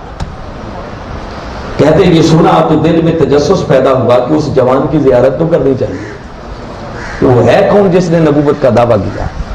کہتے ایک وفد بنا کر ہم پھر انڈیا سے چلے اور مکہ کی سرزمین پر پہنچے۔ وہاں جا کر پوچھا تو خبر ملی کہ آقا تو مکہ سے ہجرت کر کے مدینہ تشریف لے گئے۔ کہتے ہم مدینہ پہنچے، وہاں پوچھا تو کسی نے بتایا دائیں بائیں تلاش کرنے کی ضرورت نہیں، وہ سامنے مسجد نبوی ہے، چلے جاؤ۔ وہ یقیناً وہیں اپنے صحابہ کے جرمٹ میں جلوہ افروز ہو گئے۔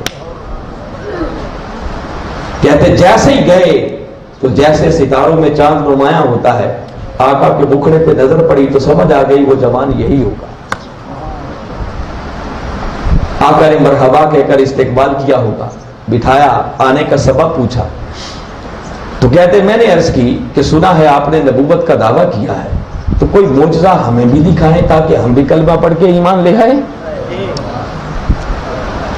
کہتے بس یہ سننا تھا کہ میرے آقا مسکرائے اور مسکرا کر فرمانے لگے کہ بابا رتن ہندی تیرے لیے وہ معجزہ کم ہے جب تو نے بچپن میں کندھوں پہ اٹھا کر مجھے نالا پار کروایا،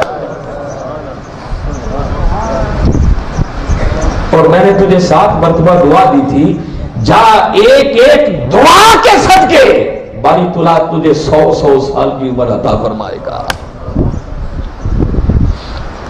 بس کہتے ہیں سنا، کلمہ پڑھا اور ایمان لے آئے۔ میں یہ بتانا چاہ رہا ہوں دوستوں کہ کملی والے آقا کی زبان سے نکلی ہوئی دعا کوئی عام دعاؤں جیسی دعا بس ادھر لبوں سے نکلی وہ خدا کی تقدیر بن گئی، پھر کرم ہی کرم ہو جاتا ہے۔ تو جس خوش نصیب کے لیے میرے آقا کے ہاتھ اٹھ گئے، مجھے بتائیں اس کے لیے پھر کوئی پریشانی، کوئی مشکل، کوئی بیماری، کوئی مصیبت پیچھے رہ جائے گی؟ اس پر اللہ کا کرم نہیں ہوگا تو پھر کیا ہوگا؟ اب یہ ہمارے ایمان کی کمزوری ہے کہ یہ سب کچھ سن کر بھی ہم ان باتوں پر ایمان لائیں یا نہ لائیں، اور اللہ اس سے بڑھ کر ہماری کمزوریوں سے کوئی واقف نہیں ہے۔ وہ ہمارا خالق ہے نا، ہمارا مالک ہے، وہ جانتا ہے ہمارے اندر کیا کیا کمزوریاں ہیں، وہ جانتا ہے کہ جب یہ دینے لگتے ہیں کہ ان کے دلوں میں کیا کیا وسوسے اور خیالات آتے ہیں۔ باری تعالیٰ نے کوئی بات چھوڑی نہیں ہے جو قرآن میں بیان نہ کی ہو، اس نے یہ ساری باتیں کر کے پھر سورہ بقرہ میں باری تعالیٰ نے یہ بات بھی کی، فرمایا الشیطان یعدکم الفقر ویأمرکم بالفحشاء، فرمایا مجھے معلوم ہے جب تم دینے لگتے ہو تو شیطان آ جاتا ہے، پھر وہ تمہارے دلوں میں وسوسے پیدا کرتا ہے، تمہاری توجہ ادھر دلاتا ہے کہ بندے دے دیا تو مال کم ہو جائے گا، خود غریب ہو جائے گا، بجلی کا بل بھی آنے والا ہے کہاں سے دے گا، بچوں کی منتھلی فیس بھی دینی ہے وہ کہاں سے دے گا، فلاں بزنس میں بھی انویسٹ کرنا ہے وہ کہاں سے کرے گا، بچی کی شادی بھی کرنی ہے وہ ضرورت کہاں سے پوری ہوگی۔ الشیطان یعدکم الفقر، فرمایا شیطان اگر تمہیں اس بات کی طرف متوجہ کرتا ہے کہ بندے دے دیا تو خود غریب ہو جائے گا، تیرا مال کم ہو جائے گا، مگر بے حیائی کے کاموں پہ خرچ کرنے کی کھلی چھٹی دیتا ہے، کرو۔ فرمایا ایک طرف شیطان ہے جو تمہیں فقر کی طرف، غربت کی طرف تمہاری توجہ دلاتا ہے، اور ساتھ ہی فرمایا واللہ یعدکم مغفرۃ منہ، اور ایک طرف میں خدا ہوں جو تم سے وعدہ کرتا ہوں کہ میری راہ میں دو تمہیں بخشش کا پروانہ عطا کر دوں گا۔ مولا بس خالی بخشش ہی ہوگی؟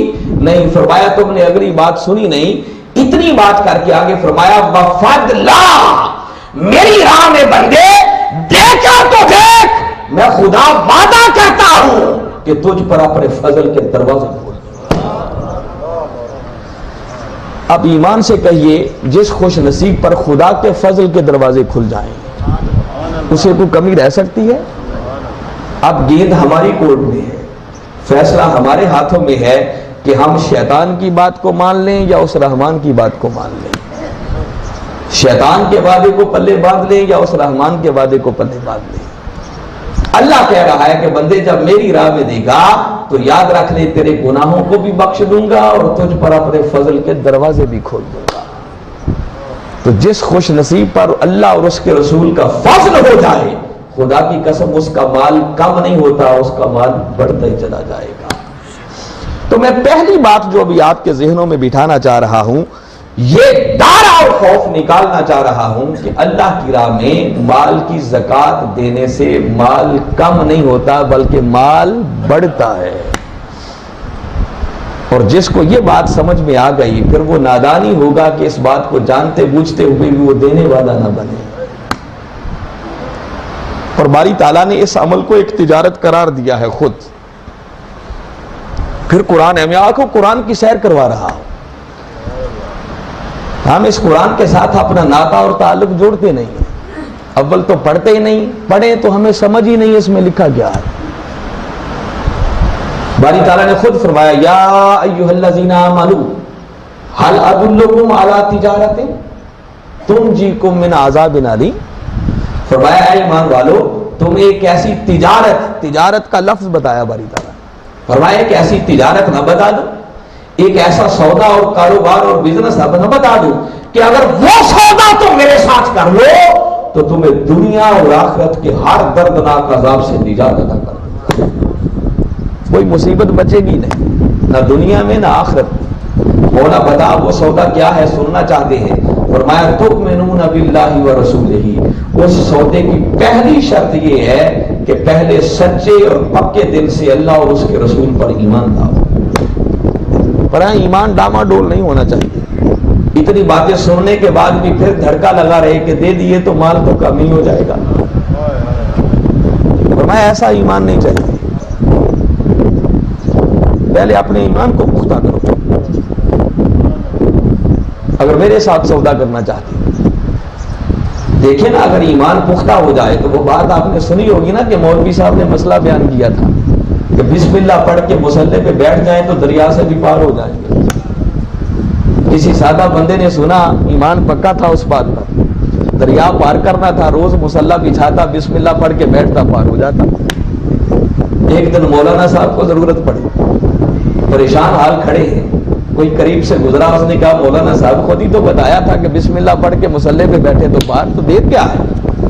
کہا اچھا بیٹھتا ہوں، مجھے رسہ ڈال دو کہیں ڈوب نہ جاؤ۔ ہمارے ایمان کا یہ حال ہے، اور اللہ پہلی شرط یہ لگا رہا ہے، حالانکہ کہا کہ ایمان والوں سے بات کہ تمہیں سودا نہ بتا دوں، جب بتانے لگا تو پھر کہا کہ ڈاما ڈول ایمان نہیں، یہ سودا چاہتے ہو تو پہلے پکے دل سے ایمان لاؤ، اور ایمان لانے کے بعد اس سودے میں کرنے والا کام فقط ایک بتایا، وہ کیا؟ وَتُجَاهِدُونَ فِي سَبِيلِ اللَّهِ بِأَمْوَالِكُمْ وَأَنفُسِكُمْ، فرمایا کام بس اتنا کرنا ہے کہ پھر اپنے مال اور اپنی جان سے میری غریب مخلوق کی بھلائی کے لیے جہاد کرو، جد و جہد کرو، داو کرو، ایفرٹ کرو۔ فرمایا مال اور جان تم غریب مخلوق کی بڑائی کے لیے کھپاؤ، میں خدا وعدہ کرتا ہوں کہ تمہیں دنیا اور آخرت کے ہر دردناک عذاب سے نجات عطا کروں۔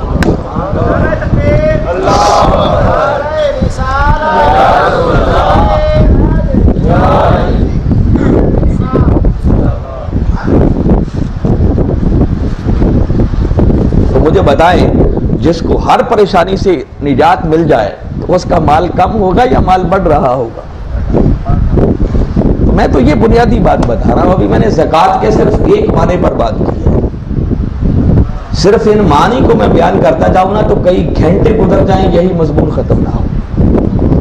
بس میں نے بتایا کہ میرا مقصود اور مدعا آج کی نشست کا یہ ہے کہ یہ ڈر اور خوف ہمارے دل سے نکل جائے کہ اللہ کی راہ میں دینے سے مال کم نہیں ہوتا، خدا کی قسم وہ بڑھتے چلا جاتا ہے۔ اس راز کو اپنے من میں اتارو، اس مولا کے ساتھ کبھی کوئی سودا اور کاروبار کر کے دیکھو۔ اور جن کو یہ راز سمجھ میں آ گیا تھا پھر پوچھے نا سیدنا صدیق اکبر رضی اللہ تعالیٰ عنہ سے، کبھی بلال حبشی پر سارا مال خرچ کر کے ان کو آزاد کروا رہے، کبھی آقا کا ایک اشارہ ہوتا تو گھر کا سارا مال حتیٰ کہ تن کے کپڑے بھی اتار کر آقا کے قدموں پر قربان کر دیتے۔ میرے آقا نے پوچھا بھاگ کئی تالے اہلِ کیا ابا بکر، ابو بکر گھر والوں کے لیے کیا چھوڑ کے آئے؟ قربان جاؤں جو جواب دیا، عرض کرتے ہیں اب کئی تو لہم اللہ و رسولہ، آقا جو دنیا کی مال و متاع تھی وہ تو لا کر آپ کے قدموں میں پیش کر دی، رہ گئے گھر والے تو ان کے لیے اللہ اور اس کا رسول چھوڑ کر آیا۔ پھر جن کو یہ بات سمجھ آ جائے وہ یوں کر دیں۔ پوچھئے نا مولا کائنات علی شیر خدا سے، کسی نے پوچھا کبھی زکوٰۃ دی؟ فرمایا سخیوں پر زکوٰۃ دینے کی نوبت آیا ہی نہیں کرتی۔ فرمایا کبھی اتنا مال جمع ہونے ہی نہیں دیا کہ وہ نصاب بنے اور اس پر زکوٰۃ دینی پڑے، آتا ہے بس اسی وقت لوٹا دیتے ہیں۔ اور ایسے سخی کہ سائل سوال کرتا اونٹوں کی پوری قطار وہ ساری کی ساری اس کے سپرد کر دیا کرتے ہیں۔ بس سمجھ آنے کی بات ہے نا، جس کو یہ راز سمجھ آ جائے۔ سیدنا عثمان غنی رضی اللہ تعالیٰ عنہ، اونٹوں پہ تجارت کا لدا ہوا مال ہے، بڑے بڑے تاجر آ رہے ہیں، عثمان ڈبل منافع لے لو، 3 گنا منافع لے لو۔ آپ فرماتے ہیں نہیں، ایک تاجر ایسا بھی ہے جو 10 گنا دے رہا ہے، اس کے بڑھ سے دینے والا ہے تو ہر کوئی حیران ہے کہ وہ سوداگر کون مل گیا جو ان کو 10 گنا منافع دے رہا ہے۔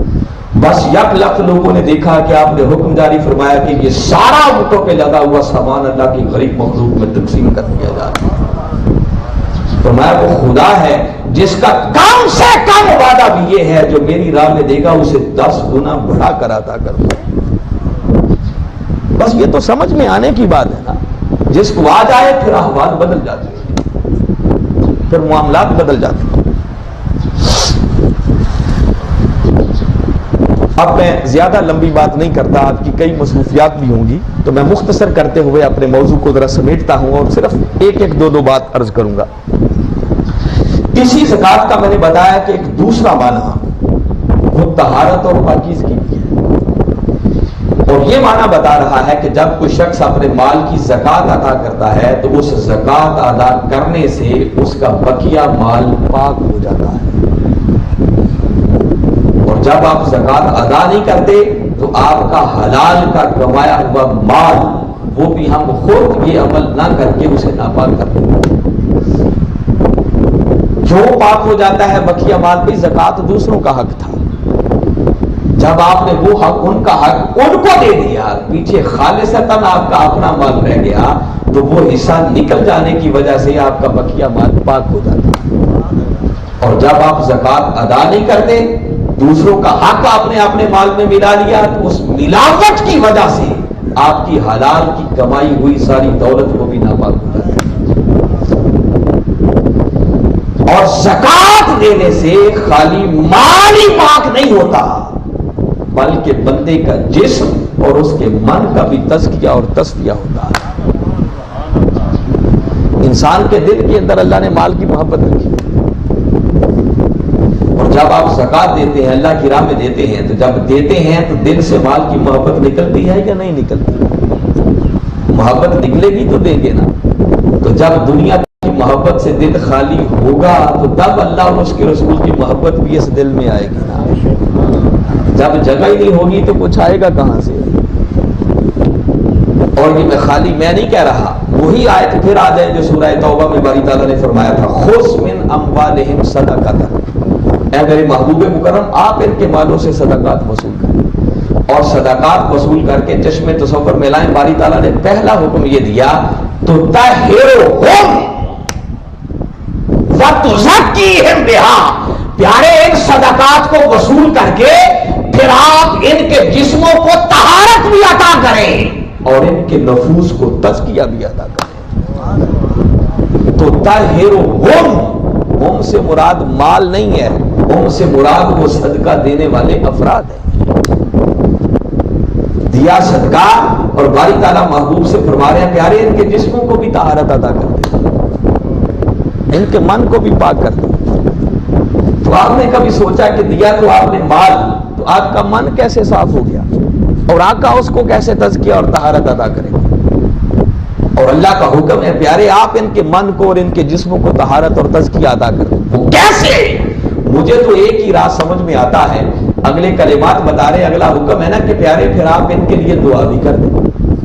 تو ذرا چشم تصور میں لائیں، جب آپ نے صدقہ دیا تو جس خوش نصیب کے لیے میرے آقا کے ہاتھ دعا کے لیے اٹھ گئے، اس خوش نصیب کی طرف آقا کی توجہ ہوگی یا نہیں ہوگی؟ جی تو میرے آقا ہماری طرح بے توجہی کے عالم میں تو دعا نہیں کرتے کہ ادھر ہاتھ اٹھائے ہیں دھیان کہیں اور ہو۔ ارے جب میرے آقا دعا کے لیے ہاتھ اٹھاتے ہوں گے تو یقیناً جب اس خوش نصیب کے لیے دعا کرتے ہوں گے تو آقا کی توجہ کا مرکز وہی صدقہ دینے والا بندہ ہوگا، اور جس خوش نصیب پر میرے آقا کی توجہ ہو جائے اس کا من کا میلا پن دھلے گا نہیں تو کیا ہوگا؟ اس کا من اجلا اور صاف نہیں ہوگا تو پھر کیا ہوگا؟ کہ میرے آقا کی توجہ ہے، کسی اور کی توجہ نہیں ہے، اور یہ وہ توجہ ہے جو ڈوبے ہوئے سورج پہ ہو جائے تو سورج پلٹ کے واپس آ جاتا ہے، اگر وہی توجہ 14ویں کے چاند پہ ہو جائے تو چاند 2 حصوں میں تقسیم ہو جاتا ہے، وہی توجہ اگر کنکریوں پر ہو جائے تو وہ کلمہ پڑھنا شروع کر دیتی ہے، وہ توجہ اگر کسی درخت پر ہو جائے تو وہ جڑیں اکھاڑ کر مصطفیٰ کے قدموں میں سر مسجود ہو جاتا ہے، وہ توجہ اگر دودھ کے ایک پیالے پر ہو جائے تو 70 صحابہ بھی پی جائیں تو وہ ختم ہی نہیں ہوتا، اور وہی رخ اگر مولا کی طرف کر دیں تو مولا کعبے کو ہی بدل دیتا ہے،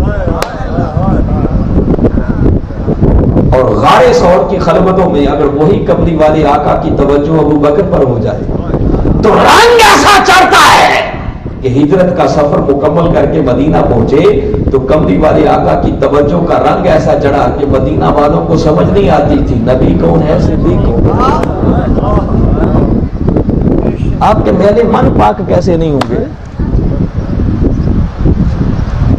کوئی آ کر آقا کے ہاتھ چومتا، کوئی ابو بکر کے ہاتھ چومتا، حالانکہ نبی نبی ہوتا ہے، غلام غلام ہوتا ہے، مگر وہ رنگ ایسا چڑھ چکا تھا آقا کی توجہ۔ حدیث مبارکہ ہے ابو بکر نے جب لوگوں کو مغالطے میں دیکھا تو جلدی سے اپنی چادر لے کر آقا کے سر انور پر تان کے کھڑے ہو گئے۔ بعض لوگ کہتے ہیں چادر اس لیے لے کے کھڑے ہوئے تھے کہ دھوپ آ رہی تھی، غلط بات ہے، دھوپ ساری زندگی ہمارے آقا پر کبھی آئی نہیں تھی، وہ تو آقا جدھر جدھر جاتے تھے بادل ساتھ ساتھ سایہ کیے ہوتا تھا، وہ چادر لے کر اس لیے کھڑے ہوئے تھے وہ جو توجہ کا رنگ چڑھا تھا نا اور لوگوں کو مغالطہ لگ رہا تھا، اس لیے چادر لے کے کھڑے ہو گئے تھے تاکہ ہر آنے والے کو پتہ چل جائے کہ آقا کون ہے، غلام کون ہے۔ تو دوستو اگر وہی کملی والے آقا کی توجہ کسی ہم خوش نصیب میں سے کسی پر ہو جائے تو میلے من اجلے ہوں گے یا نہیں ہوں گے؟ کیسے طہارتیں اور تزکیہ نہیں ملے گا؟ جسم بھی پاک ہوتا ہے، من بھی پاک ہوتا ہے۔ اور باری تعالیٰ نے قرآن میں فرمایا، یہ آیتیں سیدنا صدیق اکبر رضی اللہ تعالیٰ عنہ کی شان میں اتری، مگر میں نے بتایا کہ قرآن کا حکم پھر اسپیسیفک ایک فرد کے لیے نہیں ہوتا، وہ پھر جنرلائز ہو جاتا ہے، عام ہو جاتا ہے۔ فرمایا وَسَيُجَنَّبُهَا الْأَتْقَى الَّذِي يُؤْتِي مَالَهُ يَتَزَكَّىٰ۔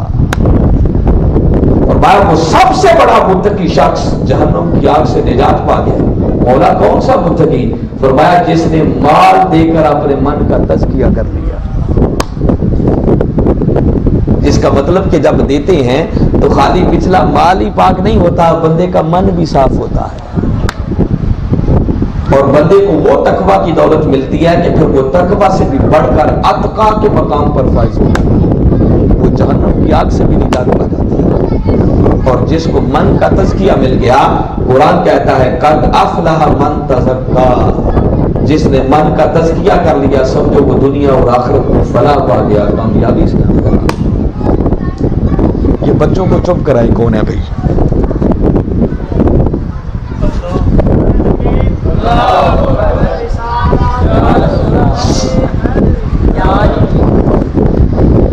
خیر ٹائم کیا ہو گیا ہے؟ ہے اندازہ بھائی 6:45۔ حاجی صاحب کے بتائے ہوئے وقت سے ہم آگے نکل گئے، میں بالکل سمیٹ رہا ہوں بات، بس اینڈ کر رہا ہوں۔ اب میں چاہتا ہوں کہ یہ ایمان افروز باتیں تو سچی بات ہے، اتنی ہے کہ بندہ اس وادی میں نکل جائے تو ختم نہیں ہوتی۔ میں ایک بنیادی بات آپ کی روح تک اتارنا چاہ رہا تھا، اور میں امید کر رہا ہوں کہ کسی حد تک یقیناً وہ اتری ہوگی اور ہماری زندگیوں کے احوال بدلیں گے۔ اب یاد رکھ لیں زکوٰۃ دینا کس پر فرض ہے۔ میں نے بتایا تھا مسائل میرا سبجیکٹ نہیں ہے، مگر چند ضروری باتیں آپ کو بتا رہا ہوں، بس ایک ایک جملے کے اندر میں کئی مضمون بند کر رہا۔ ہر صاحب ایمان شخص جو صاحب نصاب ہو، پھر بالغ ہو، آزاد ہو، پھر اس کو اپنے مال پر مل کے تام حاصل ہو، اور اس کا مال نامی ہو، اس کی ذاتی اور بنیادی ضرورتوں سے بچا ہوا ہو، اور وہ شخص مقروض نہ ہو، اور پھر اس کے مال پر اگر 1 سال بیت جائے تو ایسے صاحب ایمان شخص کے لیے زکوٰۃ کا ادا کرنا فرض ہو جاتا ہے۔ یہ میں نے جو ایک اس میں لفظ بولا ہے نا، یہ پوری وضاحت کا تقاضا کرتا ہے، مگر میں امید کرتا ہوں کہ آپ یہ باتیں سمجھ آ رہی ہوں گی، میں اس کی ڈیٹیل میں نہیں جاؤں گا۔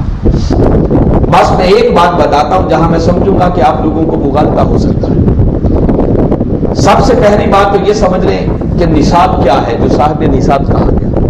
نصاب کے لیے 2 چیزوں کو اس وقت معیار بنایا گیا تھا جب زکوٰۃ فرض ہوئی، کہ 7.5 تولے سونا یا 52.5 تولے چاندی۔ اس وقت کم و بیش ان کی قیمتیں برابر تھیں، تو دونوں میں سے جو بھی نصاب پورا ہو جائے آپ پر زکوٰۃ فرض ہو جائے گی۔ آج اس کا مطلب یہ نہیں ہے کہ جس کے پاس 7.5 تولے سونا ہوگا تو تبھی زکوٰۃ دے گا، 52.5 تولے چاندی ہوگی تو تبھی زکوٰۃ ہوگی۔ اس کا مطلب یہ نہیں کہ صرف سونے چاندی پر زکوٰۃ ہے، نہیں، سونا ہو چاندی ہو یا دونوں ملا کر آدھے ہوں، یا سونا بھی ہو چاندی بھی ہو کچھ مال بھی ہو، یا خالی مال اتنا اس بندے کے پاس ہے جن کی قیمت ان کے برابر ہو جائے تو ہر ایسے شخص پر زکوٰۃ کا ادا کرنا فرض ہو جائے گا۔ اب یہاں بنیادی مسئلہ یہ ہے کہ آج سونے اور چاندی کی قیمت میں بڑا فرق آ گیا۔ حاجی صاحب کو زیادہ پتا ہوگا، 52.5 تولے چاندی کی قیمت کم و بیش 50-60 ہزار بنتی ہو، اس سے بھی کم بنتی ہو، اور 7.5 تولے سونے کی قیمت 3-3.5 لاکھ بن جاتی ہو، اس کے لگ بھگ کم و بیش بنتی ہوگی۔ اب کیا کریں؟ اس میں علماء کی 2 آراء ہیں۔ بعضوں نے کہا کہ سونے کو نصاب بنایا جائے گا، بعضوں نے کہا نہیں چاندی کو نصاب بنایا جائے گا۔ کوئی مجھ سے پوچھے کیا کرنا چاہیے تو میں ایک طالب علمانہ رائے دے رہا ہوں کہ اگر لینے والوں کے فائدے کو سامنے رکھیں تو پھر چاندی کو نصاب بنائیں، اور اگر اپنے فائدے کو سامنے رکھنا ہے دینے والوں نے تو پھر سونے کو نصاب بنا لیں۔ اور جب علماء کی دو آراء آ جائیں تو عوام بری و ذمہ ہے، وہ جس مسئلے پر بھی عمل کر لے گی وہ اللہ اور اس کے رسول کی بارگاہ میں سرخرو ہو جائیں گے، ان کے لیے کوئی پرابلم نہیں ہوگی، مسئلہ حل ہو جائے گا۔ جس کا بنیادی مسئلہ میں بتا رہا ہوں کہ جس نے چاندی کو نصاب بنا دیا تو اس بات کا معنی یہ ہے کہ جس کی ذاتی بنیادی ضروریات پوری ہونے کے بعد اگر اس شخص کے پاس زکوٰۃ دیتے وقت 40-50 ہزار روپیہ موجود تھا تو ہر ایسے شخص کے لیے زکوٰۃ کا ادا کرنا فرض ہو جائے گا۔ اب سوالات آپ کے ذہن میں کئی پیدا ہو رہے ہیں، مجھے معلوم ہے، اگر میں ہر سوال کو انٹرٹین کرنا شروع کروں تو پھر بات بہت لمبی ہو جائے گی، اور اتنا دامن وقت میں گنجائش اور وسعت نہیں ہے، اور نہ آپ اس کے متحمل ہو سکتے ہیں کہ میں ساری تفصیلات لے جاؤں۔ پھر اگلی بات بتا رہا ہوں کہ یہ جو کہتے ہیں سال گزرے ہولان ہول، اس ہولان ہول اور سال گزرنے کا معنی یہ نہیں ہے کہ آپ ڈائری لے کے رکھ لیں اور ہر روز لکھتے جائیں کہ آج کتنے پیسے آئے، آج کتنے پیسے آئے، آج کتنے پیسے آئے، اور جب ان آنے والوں پر سال پورا ہو تو تب زکوٰۃ دیں گے۔ اس کا ہرگز ہرگز ہرگز یہ معنی نہیں ہے۔ اس کا معنی یہ ہے کہ اگر اللہ نے آپ پر کرم کیا اور آپ آج صاحب نصاب ہو گئے، آپ کے پاس اتنا مال جمع ہو گیا کہ آپ صاحب نصاب بن گئے، تو آج کے دن سے وہ سال کی مدت شروع۔ جب پلٹ کے سال کا یہی دن دوبارہ آئے گا قمری سال کے اعتبار سے، تو اس دن جو مال آپ کے پاس موجود ہوگا اس دن دیکھا جائے گا، خواہ وہ آپ کے پاس 3 دن پہلے ہی کیوں نہیں آیا، میں 3 دن بھی زیادہ کہہ رہا ہوں، خواہ 1 دن پہلے کیوں نہیں آیا، خواہ وہ 6 ماہ پہلے آیا ہے یا 1 دن پہلے آیا ہے، اس دن جس دن سے صاحب نصاب ہوئے تھے، جب اس دن پر سال گزر گیا تو اب زکوٰۃ دیتے وقت جو مال اور جتنا مال بھی آپ کے پاس ہوگا، خواہ وہ 1 دن پہلے بھی آیا ہے، اس سارے پر زکوٰۃ دینا فرض ہو جاتا ہے۔ یہ کاروبار نہیں ہے کہ بس روز ڈائری لے کے بیٹھے اور لکھتے چلے جائیں، نہ ایسا ممکن ہے۔ تو لہٰذا یہ میں نے ہولان ہول کا معنی بتا دیا۔ پھر موٹی موٹی باتیں آپ کو بتا رہا ہوں کہ یاد رکھیں، اگر کسی کے پاس سونا ہے، چاندی ہے، وہ کسی بھی شکل میں ہے، خواہ وہ خاتون ہر روز اس زیور کو پہنتی ہے، تو اس پر زکوٰۃ کا دینا فرض ہے۔ مگر اس کے علاوہ اگر سونا اور چاندی اس شکل میں کوئی شے نہیں ہے، آپ کے پاس کروڑ روپے کے بھی اگر کوئی گاڑی ہے، آپ کے ذاتی استعمال کے لیے ہے، تو اس پر کوئی زکوٰۃ نہیں ہے۔ آپ نے کوئی قیمتی پتھر اپنے استعمال کے لیے رکھا ہوا ہے، اس کو پہنتے ہیں، آپ کا معمول ہے، اللہ نے آپ کو اتنی وسعت دے رکھی ہے، تو وہ کروڑوں روپے کا بھی ہوگا تو اس پر بھی کوئی زکوٰۃ نہیں ہوگی۔ لیکن اگر آپ تجارت کرتے ہیں، کاروبار کرتے ہیں، آپ نے کوئی شو روم گاڑیوں کا بنا رکھا ہے، تو اس میں 50 گاڑیاں بھی ہیں نا، تو ان گاڑیوں کی اوریجنل قیمت لگائی جائے گی کہ کتنی مالیت کی گاڑیاں کھڑی ہیں، اس سارے مال تجارت پر زکوٰۃ دینا فرض ہوگا۔ آپ کئی دکاندار بیٹھے ہوں گے، اپنی دکانوں کا حساب لگائیں کتنا مال پڑا ہوا، وہ سارے کے سارے مال تجارت پر حساب کر کے زکوٰۃ دینا فرض ہے۔ آپ نے بزنس کے لیے، کاروبار کے لیے پلاٹ خرید رکھے ہیں اس نیت سے کہ کل پیسے بڑھیں گے تو میں ان کو بیچوں گا، ایسے پلاٹ اگر آپ نے 20 بھی خرید رکھے ہیں تو سب پلاٹوں کی قیمت پر آپ کو زکوٰۃ دینا فرض ہوگا، اور قیمت بھی وہ نہیں جس دن آپ نے خریدے تھے، آج کی ان کی مارکیٹ ویلیو کیا ہے، وہ حساب لگائیں اور اس کے مطابق زکوٰۃ دینا آپ کے لیے لازمی ہوگا۔ مگر ذاتی ضرورت کے لیے اگر آپ نے پلاٹ خرید رکھا ہے کہ میں نے اس میں اپنا گھر بنانا ہے، اللہ وسعت دے گا، تو اس پلاٹ پر زکوٰۃ دینا ضروری۔ آپ نے دکانیں بنا رکھی ہیں، اگر بیچنے کے لیے ہیں تو دکانوں کی قیمت پر زکوٰۃ ہوگی، اور اگر وہ کرائے پہ دے رکھی ہیں تو قیمت پر نہیں، ان کی مد میں جو آپ کو رینٹ آتا ہے، کرایہ آتا ہے، وہ جو مال آتا ہے، اس پر زکوٰۃ دینا آپ کے لیے ضروری ہو جائے گا۔ میں نے موٹی موٹی باتیں چند آپ کو بتائی ہیں جو ذہن میں کنفیوژن پیدا کرتی ہیں، باقی تو میں بتا رہا ہوں مسائل اتنے ہیں کہ ان کو تفصیلات کو بیان کرنا اس مختصر وقت میں ممکن، میں امید کرتا ہوں کہ کئی غلط فہمیاں آپ کی چھٹ رہی ہوں۔ اب اگلی بات رہ گئی کہ زکوٰۃ کسے دینی ہے، تو اللہ رب العزت نے اس قرآن میں خود زکوٰۃ کے مصارف بھی بیان کر دیے، فرمایا انما الصدقات للفقراء۔ اب میں صرف ہیڈنگز گن رہا ہوں، سب سے پہلے نمبر پر زکوٰۃ کے حقدار فقراء ہیں، یہ بھی پھر وضاحت کی طلب کرتے ہیں مگر میں ان کی ڈیٹیل میں بھی نہیں جاتا۔ والمساکین، پھر مساکین کا ہے، پھر والعاملین علیہا، آپ نے زکوٰۃ کلیکٹ کرنے کے لیے نمائندے مقرر کر رکھے ہیں تو ان کی تنخواہ، ان کا اعزازیہ، ان کی خدمت اگر کرنی ہے تو وہ بھی زکوٰۃ کے مال میں سے ہو سکتی ہے۔ والمؤلفۃ قلوبہم، تعریف قلب کے لیے زکوٰۃ استعمال ہو سکتی ہے، یہ پھر ایک ٹیکنیکل لفظ ہے جس کی وضاحت چاہیے مگر ضرورت نہیں، اس سے واسطہ کم پڑتا ہے۔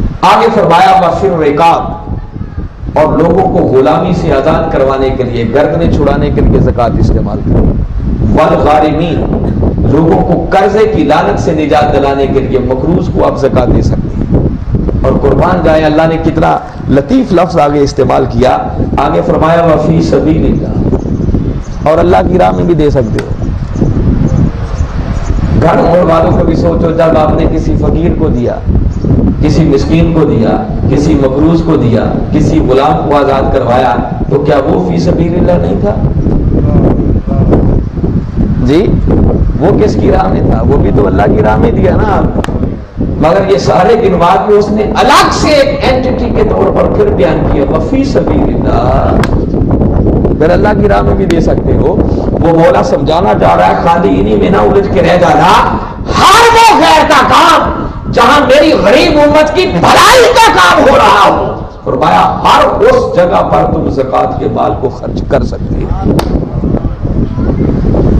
اور وابن السبیل، اور فرمایا پھر مسافروں پر، اگرچہ وہ مالداری کیوں نہ ہو، صاحب نصابی کیوں نہ ہو، حالت سفر میں اگر اس کے حالات ایسے بن گئے کہ اب مجبور ہے تو ایسے امیر شخص پر بھی اس حالت میں زکوٰۃ کا پیسہ خرچ ہو سکتا ہے۔ ایک مسئلہ جس پر علماء کی بڑی بحث چلتی ہے، بعض علماء کا کہنا ہے کہ اس وقت تک زکوٰۃ ادا نہیں ہوتی جب تک آپ کسی کو انڈیویجولی، انفرادی طور پر اس زکوٰۃ کا مالک نہیں بناتے۔ وہ کہتے ہیں زکوٰۃ کے لیے مالک بنانا شرط ہے۔ تو وقت کے مجدد حضور شیخ الاسلام پروفیسر ڈاکٹر محمد طاہر القادری مدظ اللہ علیہ کے قدموں میں بیٹھ کر جو میں نے سیکھا، ایک طالب علم ہونے کے ناطے میں ذمہ داری سے بات کہہ رہا ہوں کہ چاروں اماموں کے نزدیک کسی ایک امام نے بھی زکوٰۃ کی ادائیگی کے لیے مالک بنانا اس بات کو شرط کے طور پر بیان نہیں کیا۔ یہ بعض لوگوں کو ایک مغالطہ لگا کہ یہ جو قرآن پاک کی آیت ہے انما الصدقات للفقراء، یہ جو لام آئی ہے نا، انہوں نے کہا یہ لام ملکیت کے لیے ہے، لام کی کئی قسمیں ہوتی ہیں، تو یہاں سے انہیں مغالطہ لگا کہ چونکہ لام ہے تو شاید اس میں مالک بنانا شرط ہے۔ تو میں صرف سادہ سی بات ایک آپ کو بتا رہا ہوں کہ اگر اس لام کو لام ملکیت بھی مان لیں، جبکہ لام ملکیت ہے نہیں، اگر لام ملکیت بھی مان لیں تو اس لام کا اثر فقط 4 مصارف تک جاتا ہے۔ للفقراء لام کا اثر ہے، والمساکین پچھلی لام یہاں بھی آ رہی ہے، والعاملین علیہا اسی لام کا اثر یہاں بھی ہے، والمؤلفۃ قلوبہم تا کے نیچے زیر بتا رہی ہے کہ لام کا اثر یہاں بھی ہے، یہ اہل علم جانتے ہیں۔ تو 4 تک تو آ گئی لام، آپ نے مالک بنا لیا، تو جب اگلے 4 مصارف کا ذکر آیا تو وہاں تو لام ہے ہی نہیں، اب فی شروع ہو گئی۔ وفی الرقاب، اب مالک کسے بنائیں گے؟ آگے 4 مصارف میں فی ہے، اب لام نہیں ہے، تو وہ کام جو کچھ مصارف میں ہو اور کچھ میں نہ ہو اس کو شرط نہیں بنایا جا سکتا۔ شرط اسے کہتے ہیں کہ جس کے بغیر آپ کا وہ عمل ممکن ہی نہ ہو، اس لیے مالک بنا دیا تب بھی خیر، کسی کو مالک نہ بنایا تب بھی خیر۔ مالک بنانا یہ ہے کہ کوئی غریب آدمی تھا، آپ نے پیسے اس کے ہاتھ میں تھما دیے، بتا دیا بھی یہ زکوٰۃ ہے، یہ آپ خرچ کر سکتے ہیں، نہ بھی بتائیں، اسے ہاتھ میں جب دے دیے تو مالک بن گیا نا۔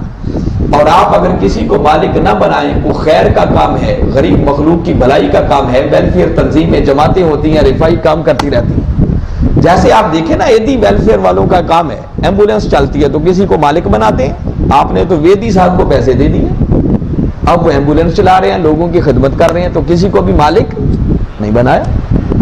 تو میں یہ بتا رہا ہوں کہ مالک بنا دیں تب بھی زکوٰۃ ادا ہو جاتی ہے، مالک نہ بنائیں تب بھی زکوٰۃ ادا ہو جاتی ہے۔